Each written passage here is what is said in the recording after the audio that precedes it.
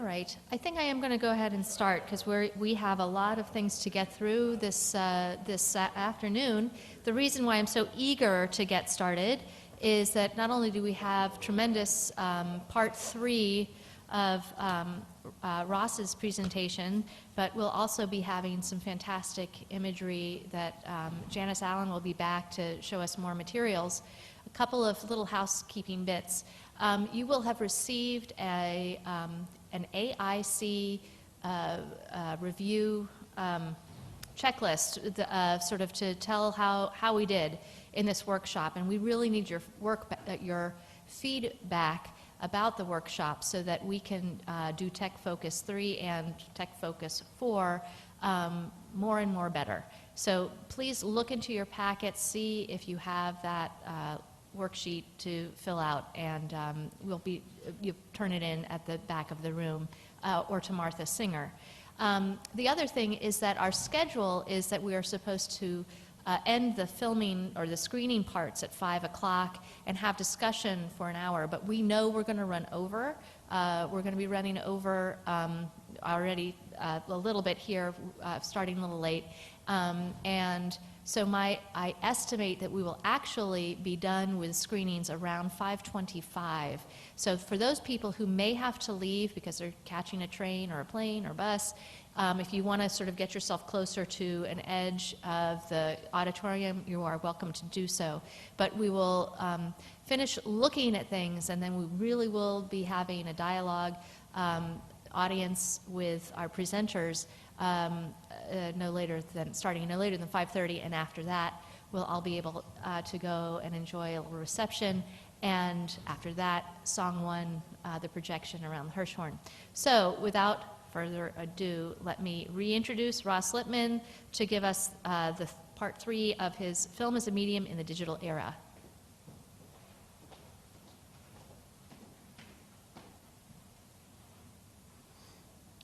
Okay, having tantalized with this title slide, this is only going to be a very short section just due to the nature of the setup, but I did want to at least touch on some of the issues here. And I'm going to be mainly talking about the use of tools in the restoration of film-originated works. Medium specificity is, again, a vital issue for a lot of works, maybe not all works, but some works. One side note that I just want to mention, it's been very interesting for me to sit through the presentations. I thought they've all been fantastic. I've learned a lot sitting in the audience, but I want to just mention one thing about stills and slides. That's come up as I was watching the presentations, and I'm sure it's just because I'm new to this context, but maybe later on, even if it's just informally afterwards, I just wanted, if somebody knows why hasn't there been any discussion of black and white color separations of the color stills? It just seems like an obvious thing to do. Making photographic black and white color separations is really such an ideal way to preserve a lot of these works, and you would of course do that side by side with digital. Also, if you want to be exhibiting color slides still, there's perfectly good negative positive systems that can be tweaked to get high quality positive images. Even if you're not using reversal, the color palettes will change, and of course there's all sorts of aesthetic issues like we've been discussing, but there are possibilities there. So I just wanted to toss that out there. There's all sorts of ways that one could be approaching these issues.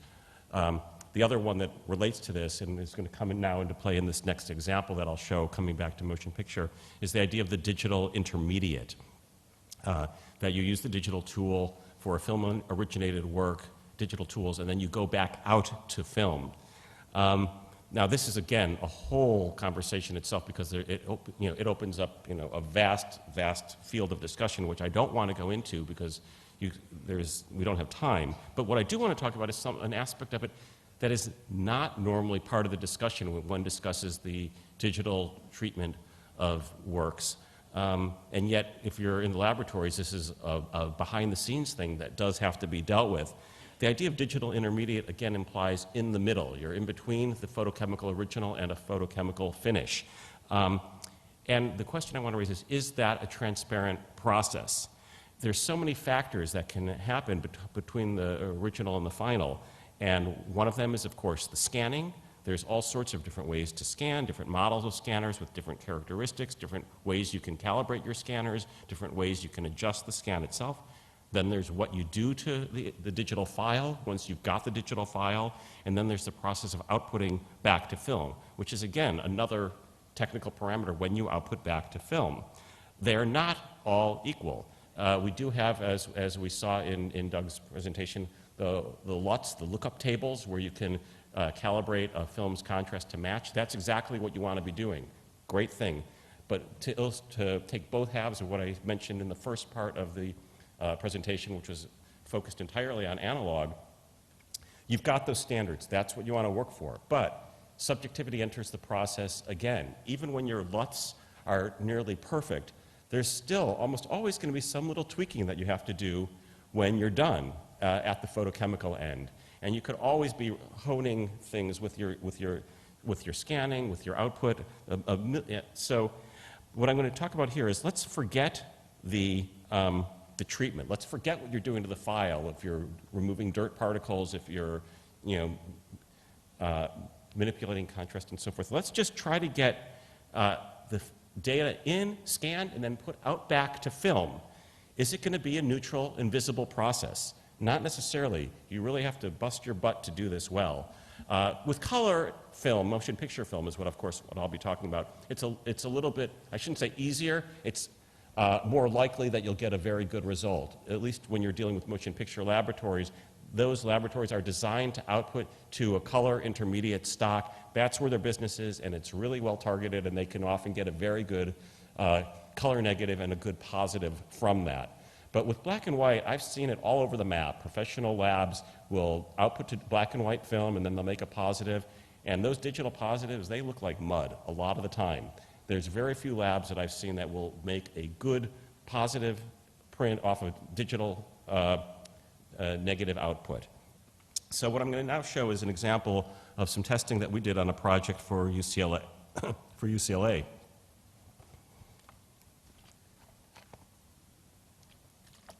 So before Tassadin's film in 1964, the Nobel-winning, prize-winning playwright Samuel Beckett made his one foray into photochemical film. He, of course, also did numerous television plays, and he was very concerned with what those respective media were. His teleplays were very different than film, and yet they also had echoes of it. And so you saw him very actively exploring what the forms of differing audiovisual media were. And by its title, it suggests that we darn well better have a photochemical output for this particular work. We can show it digitally, but the meaning will again likely be transformed. So I'm now going to show you two tests from our restoration of Samuel Beckett's film. Now, there's the original negative of Beckett's film was lost, so we had to restore the film from numerous release prints that I compiled from all over the world and compare them to get it, because it was such an important film, we wanted to get every frame completely accurate. And so I pulled in prints from all over the place, and we scanned them, and in the final restoration, we integrated them in and reconstituted the entire film frame for frame. But what you're going to be seeing here, our primary source was a print from the British Film Institute. That was the best available print.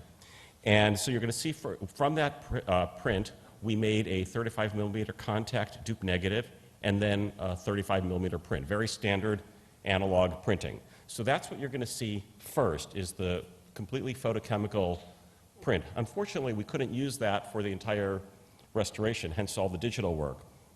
So for this test, what we then did is we took the analog photochemical negative that we made, the same source for the print, and then we scanned that at 4K, and then trying to keep everything neutral, we then output to a duplicate negative stock again, and then printed to positive. In other words, before we began the actual restoration, the digital restoration, we just wanted to get everything neutral so that our digital film out would, as closely as possible, match the photochemical results.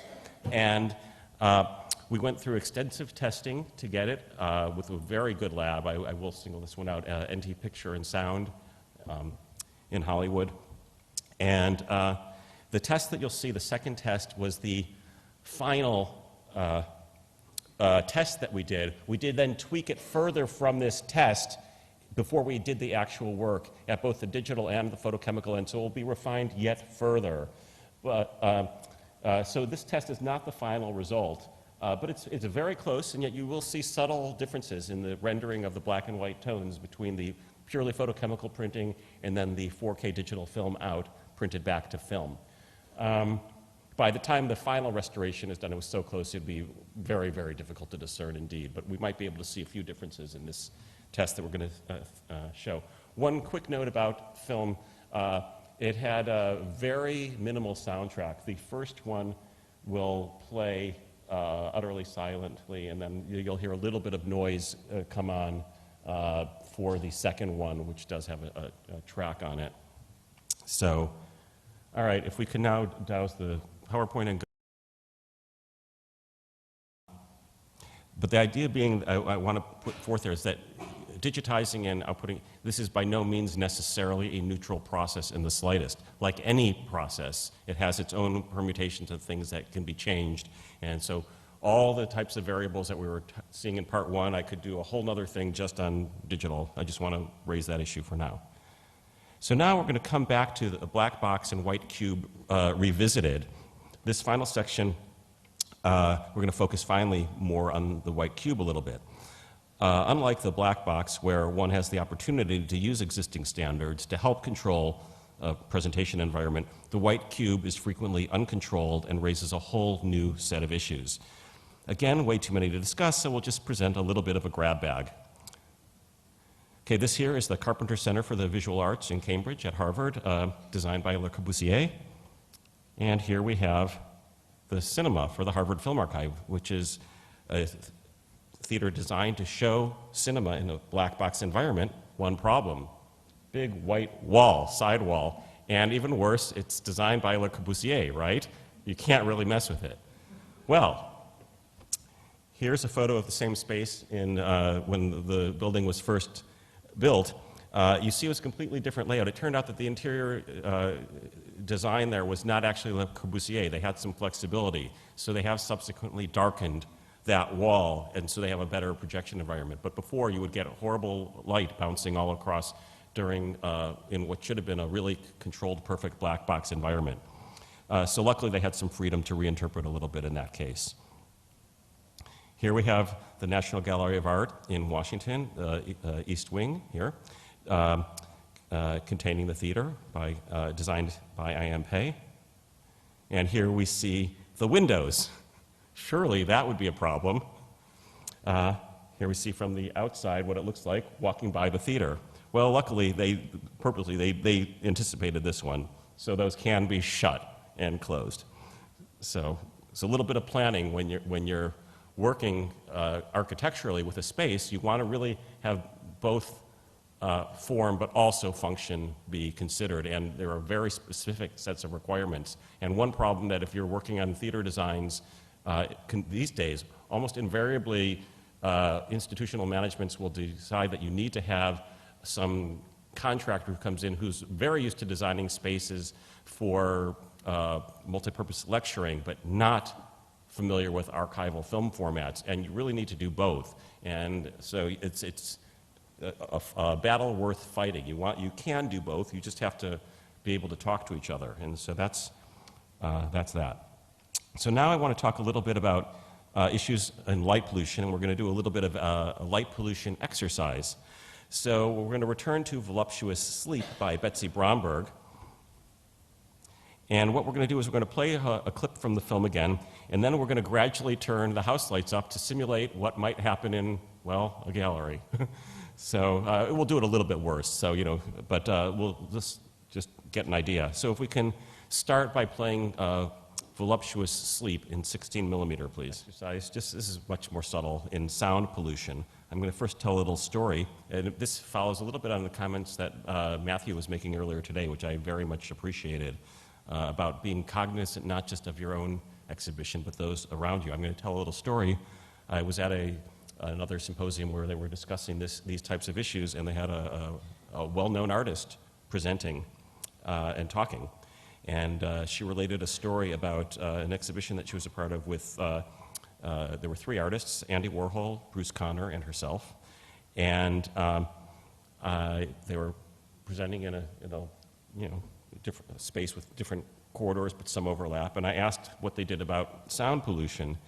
And she said, well, the Conner people had created a blocked off area for his exhibit, so he was fine, and the Warhol was silent. So my sound might have interfered with the Warhol, but my own part was fine. Okay, great. I'm happy for you, but let's think a little bit, about how to do this properly. So I now want to do a little bit of sound pollution exercise. All I'm going to do is ask that we listen for like 10, we try to sit perfectly still for 10 seconds and just listen to the room. There's all sorts of noise going on in this room, even when we do nothing. So let's try to just listen for a little bit here.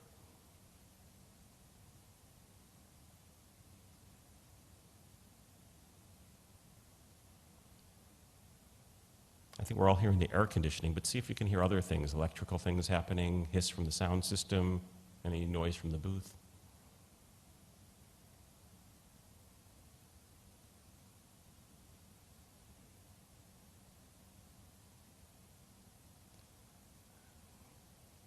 I was originally going to have them turn on the projectors, but we've got film in there. So actually, if there's any leader left in the 16 mil, we're done with the 16 mil. Can you let that run out, turn on the 16 mil projector? Is that possible?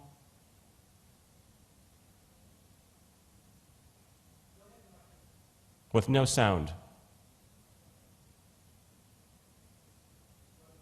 Okay. So not much bleed that I'm getting up here, maybe in the back.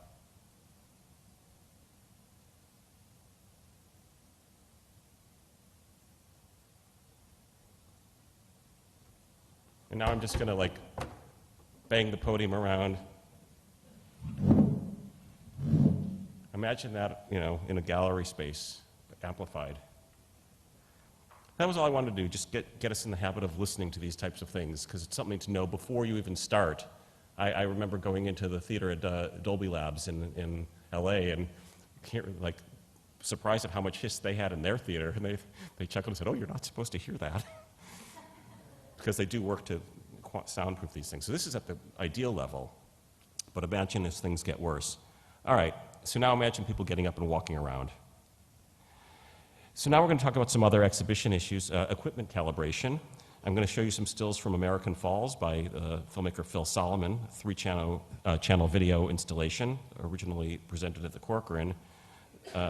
These are from a smaller gallery in small town. So you see he works with film-originated decay. One whole issue I would raise is just for, obviously, for various reasons, he chose to loop everything on digital projection. Interesting choice, because for a work like this, the entire meaning is transformed. You're now seeing a digital and digitized series of zeros and ones that are representing an organic state of decay. One could talk quite a bit about the implications of that. Phil is a great artist. I'm just talking about some of the issues that could be raised here. But what I really want to focus our attention on, and we've got the 3 screens. This is when 2 of the screens are black. Obviously, I've chopped off the one on the right just with the framing of the photograph. But we come back to the issue of projector bulbs. So we've got, this is just what I photographed with my own little portable camera in the gallery space. So you've got 2 entirely different blacks or off blacks there just due to the projectors. The models were the same, but we're losing a certain element of precision. It might not matter for this, for particular context, but these are the things that as conservators we need to be concerned about. So I wanted to show you that illustration. Here we have a diagram from the Bruce Conner estate for 3-screen Ray. This particular piece just made the news recently. It was sold to LA County Museum of Art, and I think there might be it's a limited edition, I think. But look in particular in their design.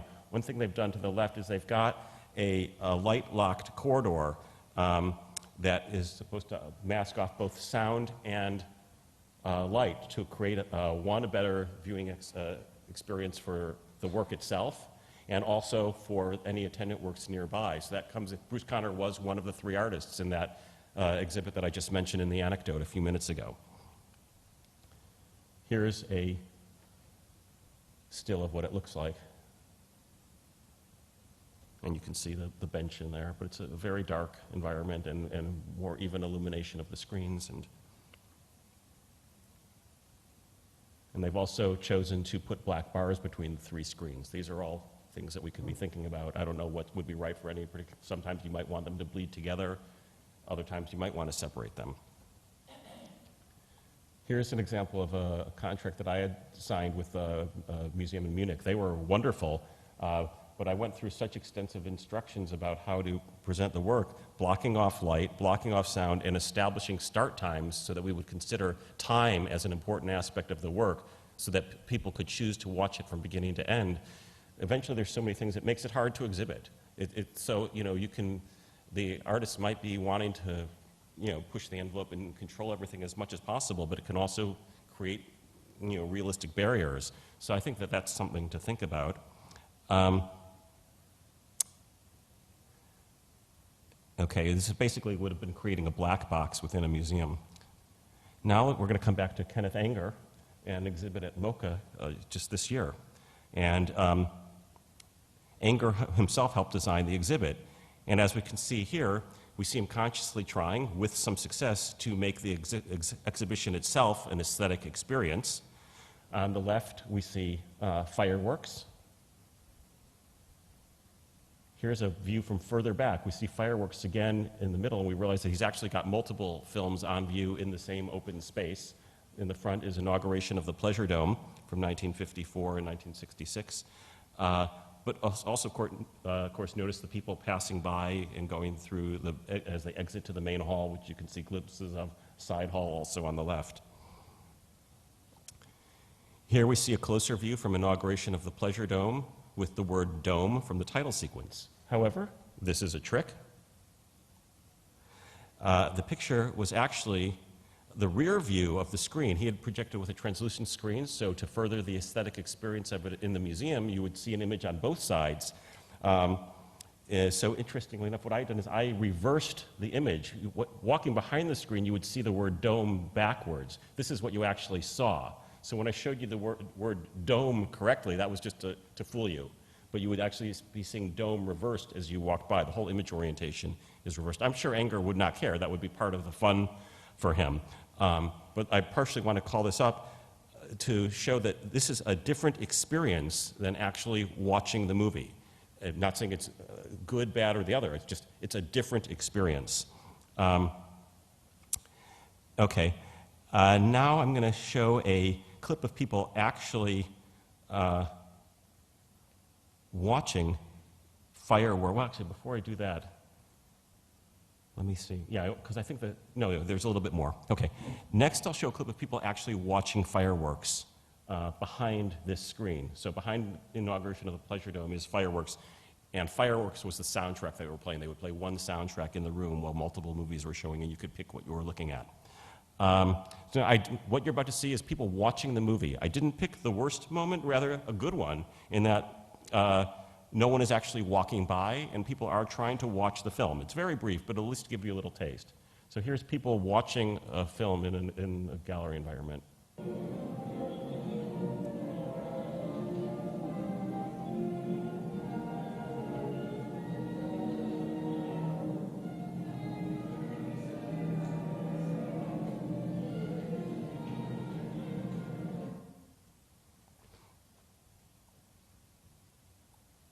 So what I want to talk about there is a state of distraction that can occur in a gallery space. If you imagine, if we return now to Parable of the Tulip Painter and the Fly, which we watched earlier, even if you somehow managed to get a 4-minute stretch where people weren't walking around very much, it's hard to imagine being able to summon the concentration or focus that is really needed to see that work, in the sense that Albers talks about seeing. Unlike painting, where a viewer can control the experience of time when viewing, and hopefully, all going well, find a meditative state in which to view the work, if appropriate, some cinematic works have time-based concerns that are particularly ill-suited for white box or white cube environments. Many artists respond by making works that do not have those types of time-based requirements. They will create works that exist in time, but they do not have the use of time as a formal property, like, say, Parable of the Tulip Painter and the Fly did. So the question that I would leave is, how can we create a black box environment within a white cube context? Ideally, we need to have both things, but we shouldn't be glossing over the question of the black box. It's a really important question when one gets to serious analysis of cinematic artworks.